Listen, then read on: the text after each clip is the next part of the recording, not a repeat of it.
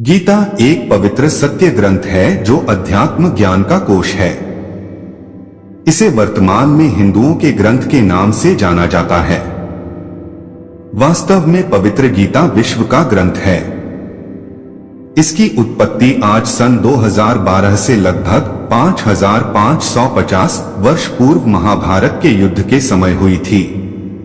उस समय कोई धर्म नहीं था, एक सनातन पंथ था यानी मानव धर्म था। शब्द खंड नहीं होता। यह उन पुण्यात्माओं के मस्तिष्क रूपी व्हाट्सएप में पहुंच जाता है जिनका नेटवर्क सही होता है।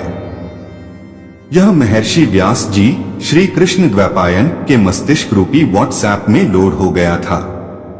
उसी से श्री वेद व्यास जी ने पवित्र श्रीमद् भगवत गीता को कागज पर लिखा या ताड़ वृक्ष के पत्तों पर खोदा, जो आज अपने पास पवित्र गीता उपलब्ध है। गीता शास्त्र में कुल 18 अध्याय तथा 700 श्लोक हैं। मैंने इस पवित्र पुस्तक से आवश्यकता अनुसार विवरण लेकर ग्रंथ गीता तेरा ज्ञान अमृत की रचना की है। जैसे वन में जड़ी बूटियां होती हैं, वैद्य उस वन से आवश्यक जड़ी निकाल लेता है, उससे जीवनदायिनी औषधि तैयार कर लेता है। वन फिर भी विद्यमान रहता है। इसी प्रकार पुस्तक गीता तेरा ज्ञान अमृत एक औषधि जाने और इसको पढ़कर ज्ञान की घूंट पीकर अपना जरामरण का रोग नाश कराएं। अध्यात्म ज्ञान के बिना मनुष्य जीवन अधूरा है। यदि किसी के पास अरबों खरबों की संपत्ति है, फिर भी वह अपने जीवन में कुछ कमी महसूस करता है। उसकी पूर्ति के लिए मनुष्य पर्यटक स्थलों पर जाता है। उस समय उसको कुछ अच्छा लगता है, परंतु उससे पूरा जीवन अच्छा नहीं हो सकता, न ही इससे आत्मकल्याण हो सकता। 2-3 दिन के पश्चात पुनः वही दिनचर्या प्रारंभ हो जाती है। फिर भी कुछ अधूरा सा लगता है। वह कमी परमात्मा की भक्ति की है। उसकी पूर्ति के लिए विश्व का धार्मिक मानव अपनी परंपरागत साधना करता है। यदि उस साधक की वह साधना शास्त्रों के अनुकूल है तो लाभ होगा। यदि शास्त्र विधि को त्याग कर मनमाना आचरण अर्थात मनमानी साधना करते हैं तो वह गीता अध्याय 16 श्लोक 23 से 24 के अनुसार व्यर्थ है। न साधक को सुख प्राप्त होता है, न सिद्धि प्राप्त होती है, न परम गति प्राप्त होती है, अर्थात व्यर्थ साधना है। कुछ श्रद्धालु किसी गुरु से दीक्षा लेकर भक्ति करते हैं।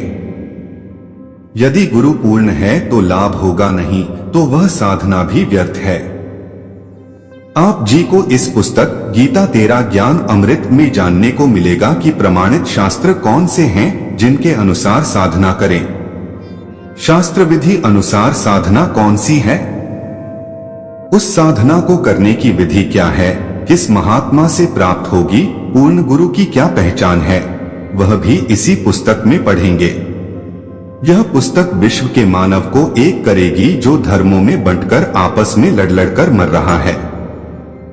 गीता शास्त्र किसी धर्म विशेष का नहीं है। यह तो मानव कल्याण के लिए उस समय प्रदान किया गया था जब कोई धर्म नहीं था, केवल मानव धर्म था। मेरा नारा है भूमिका। जीव हमारी जाति है, मानव धर्म हमारा। हिंदू मुस्लिम सिख ईसाई धर्म नहीं कोई न्यारा। जैसे बाबा नानक जी का जन्म पवित्र हिंदू धर्म में श्री कालूराम मेहता के घर खत्री अरोड़ा कुल में हुआ था। श्री ब्रजलाल पांडे से श्री नानक देव जी ने गीता का ज्ञान समझा और उनके द्वारा बताई भक्ति कर रहे थे। श्री विष्णु तथा श्री शंकर जी की पूजा करते थे।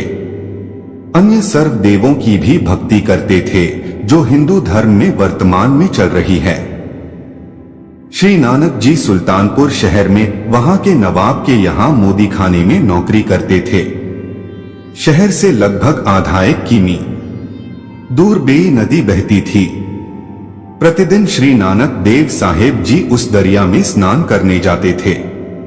परमात्मा अच्छी आत्माओं को जो दृढ़ भक्त होते हैं उनको मिलता है।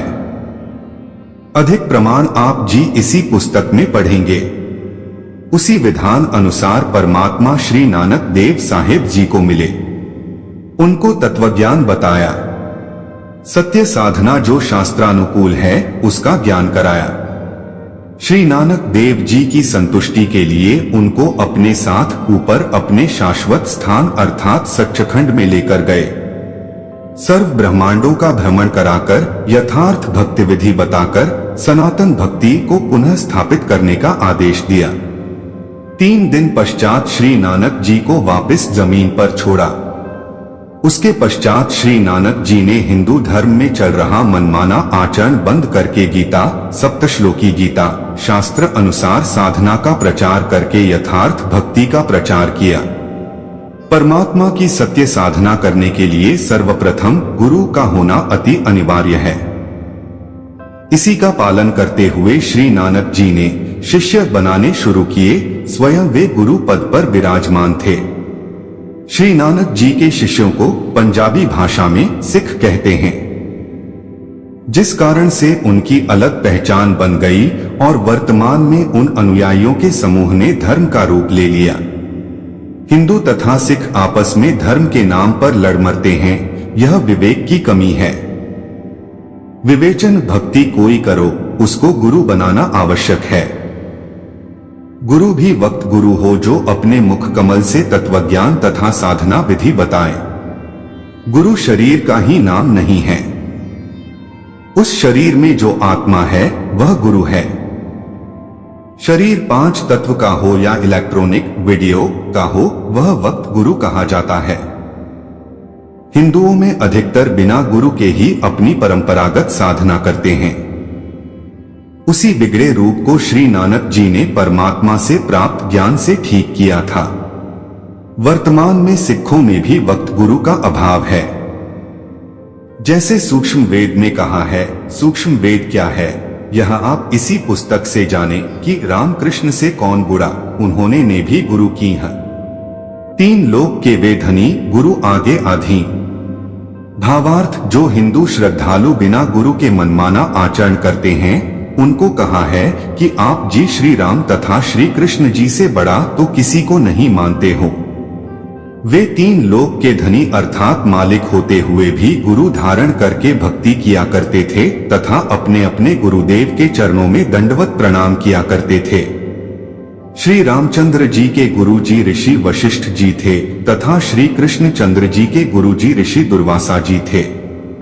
संदीपनी ऋषि तो अक्षर ज्ञान कराने वाले अध्यापक थे। ऋषि दुर्वासा जी आध्यात्मिक गुरु श्री कृष्ण जी के थे। आपकी क्या बुनियाद है? आप बिना गुरु के भक्ति करके कल्याण चाहते हैं। सूक्ष्म वेद में फिर कहा है, कबीर गुरु बिन माला फेरते, गुरु बिन देते दान। गुरु बिन दोनों निष्फल हैं, भावे पूछो वेद पुराण। इस पुस्तक में आप जी को और भी अनेक भक्ति के गुर मिलेंगे तथा यथार्थ अध्यात्म ज्ञान व साधना की भी जानकारी होगी। मैं आशा करता हूं कि यह पुस्तक मानव कल्याण करेगी। मेरी परमेश्वर से विनय है कि हे परमात्मा, मुझ दास के इस प्रयत्न को सफल करना। सर्व प्राणी आप जी के बच्चे हैं, आप जी की आत्मा हैं। इनो अर्थ अनित कार्य समझ में आए और सर्व मानव अपना जीवन धन्य बनाए।